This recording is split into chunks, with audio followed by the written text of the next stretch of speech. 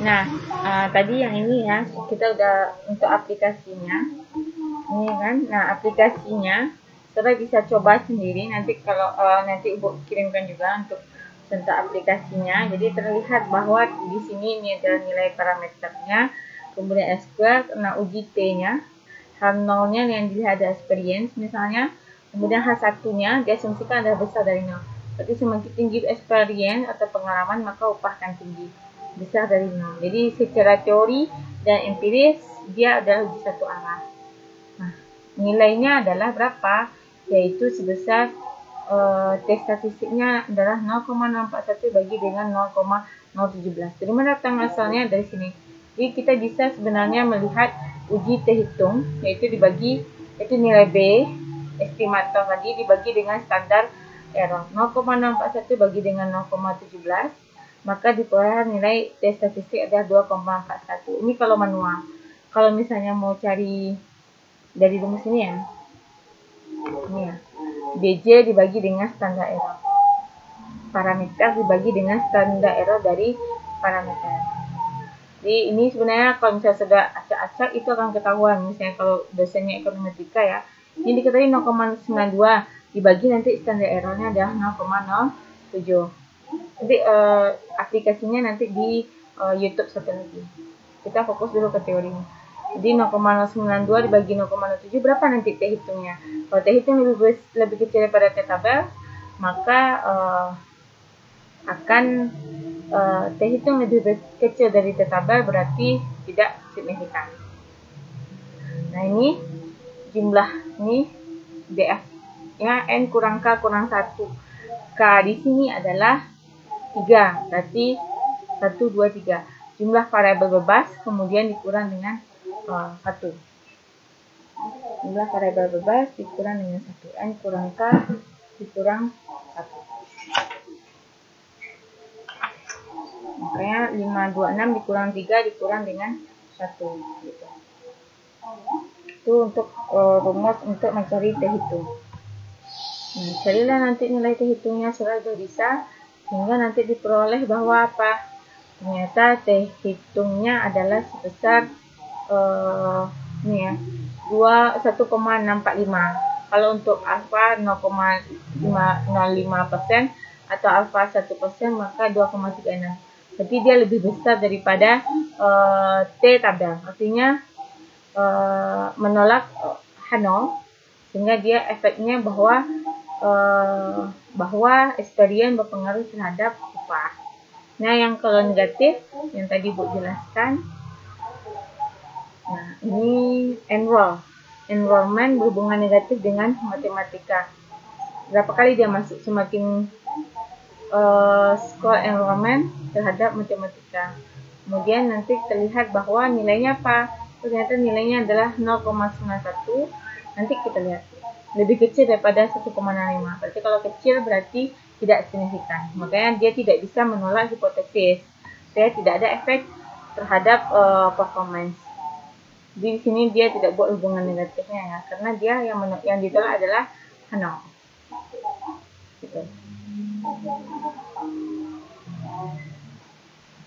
Ini untuk cari manual ya, 129 bagi dengan 0,09. Ini yang kita masuk ke uji dua arah. Nah, uji dua arah tadi udah satu arah, yang ketiga yaitu uji dua arah atau dua sisi. Berarti uji dua arah berarti H0 tadi sama dengan yaitu DJ itu sama dengan 0 ya.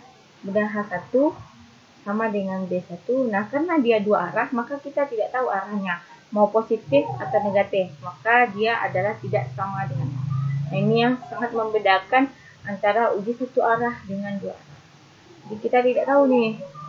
Nah, kapan kita menggunakan ini, Bu? Nah, kalau misalnya tadi Ibu bilang kalau teori dan empiris ada yang menyatakan hasilnya positif dan ada yang menyatakan hasilnya negatif, maka kita uji dengan uji dua arah seperti itu. Berarti kalau dalam cara bacanya bagaimana, Bu? Berarti untuk cara baca ini H0 berarti apa? Jadi di sini adalah tidak terdapat pengaruh antara X dengan Y. Tergantung ya X-nya apa ya. Kemudian kalau ini apa? Terdapat pengaruh antara X dan Y. Jadi tidak ada kata positif ataupun negatif di sini. Itu yang membedakannya. Sehingga kalau kita buat di grafik,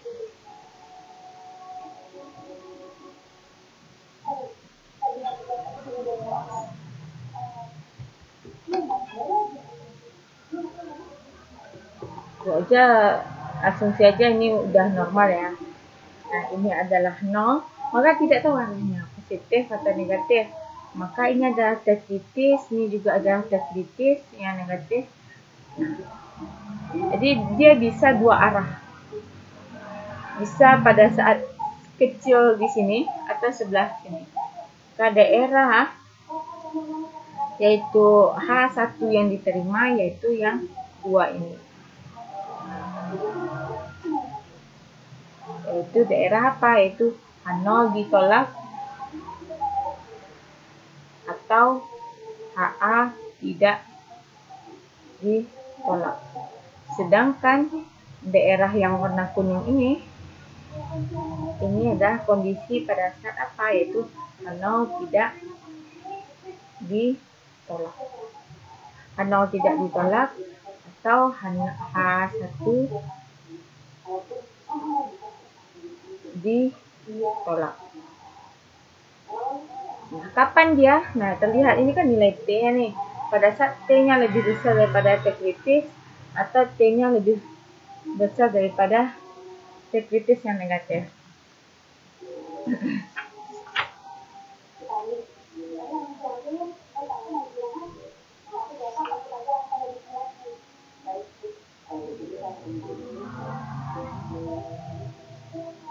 Jadi tanda negatifnya dengan dicek. Jadi nanti makanya dalam persamaan ini udah langsung aja latihannya ya. Nah, jadi nanti kalau misalnya buat uji T, kalau mau menulis T-nya berarti pada saat T hitung lebih besar. Besar di sini besar apa? Besar sama, besar than, less than, lebih besar sama daripada T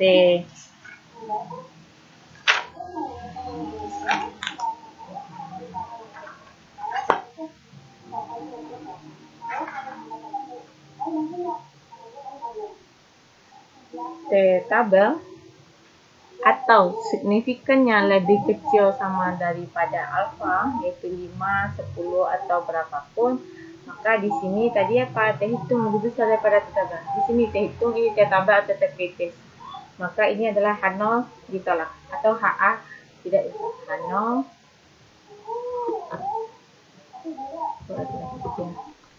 ini yang warna ungu berarti pada saat T hitung lebih besar sama daripada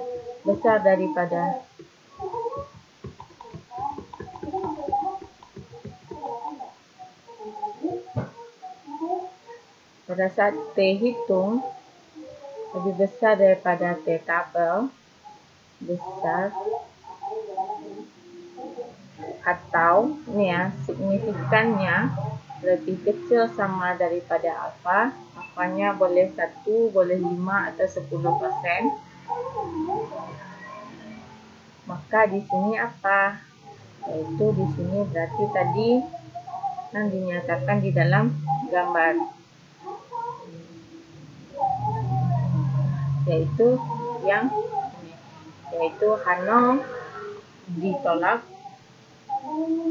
atau H1 tidak ditolak. H1 tidak ditolak berarti yang ini, pernyataan yang ini. Jadi pernyataannya kesimpulannya apa? Berarti terdapat pengaruh yang signifikan antara X dan Y. Itu dia. Nah, jika yang ini lagi, yang warna kuning lagi. Jadi pada saat T hitung lebih kecil sama daripada T tabel, berarti ada titik sama di sini ya. Kalau tadi tidak ada atau signifikannya lebih besar dari alfa 1%, 5% atau 10%, maka H0 ini tidak ditolak atau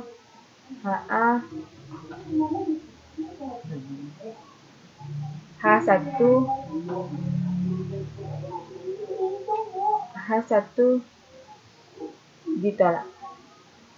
Ini artinya kalau H1 tolak berarti yang H0 yang diterima. Berarti ini artinya apa? Tidak terdapat pengaruh X dan Y.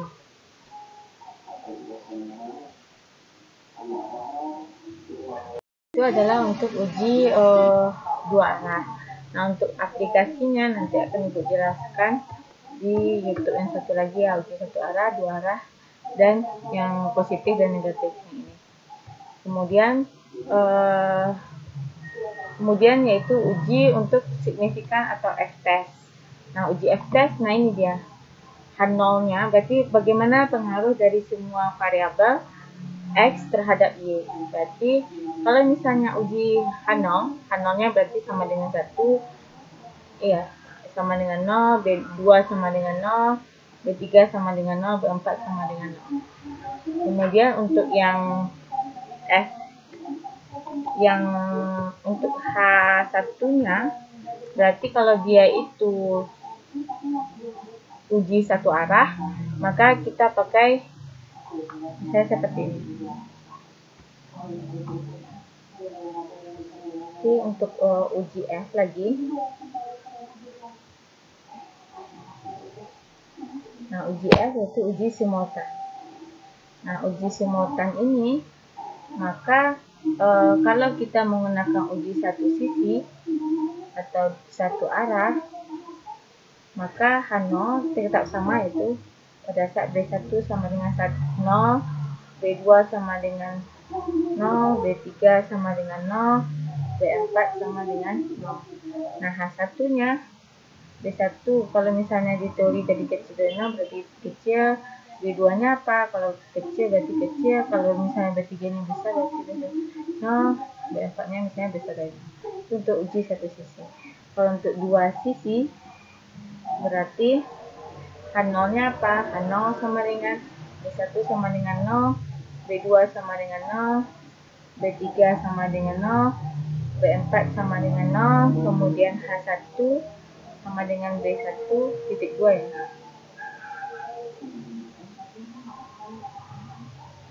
Itu sama dengan, tidak sama dengan 0, kemudian B2 tidak sama dengan 0, B3 tidak sama dengan 0, dan B4 tidak sama dengan 0. Tergantung dari berapa jumlah variabel X kita.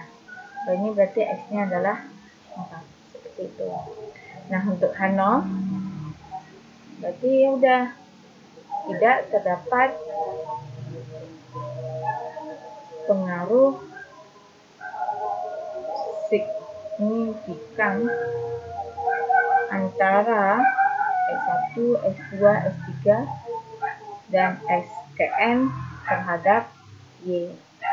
Nah, kalau H1 berarti yaitu terdapat pengaruh signifikan antara S1, S2, S3 sampai Xn terhadap Y. Apa F-nya? Nah, jika F itu lebih besar daripada F tabel atau signifikan lebih kecil daripada alfa, maka di sini H0 yang ditolak atau H1 yang tidak ditolak. Berarti yang diterima adalah pernyataan yang H1 yang diterima. Kalau misalnya F hitung lebih kecil daripada F tabel, maka signifikan itu lebih besar atau signifikan lebih besar daripada apa, maka Hano tidak ditolak. Hano tidak ditolak berarti pernyataan Hano yang ini. Yang ini untuk yang ini. Hano tidak ditolak atau H1 yang ditolak. Tidak, Hano tidak ditolak berarti jawabannya ini. Hano tidak ditolak maka jawabannya nanti saya ganti aja nanti variabel atau variabelnya apa seperti ini. Nah, untuk aplikasinya akan Ibu jawab di video selanjutnya.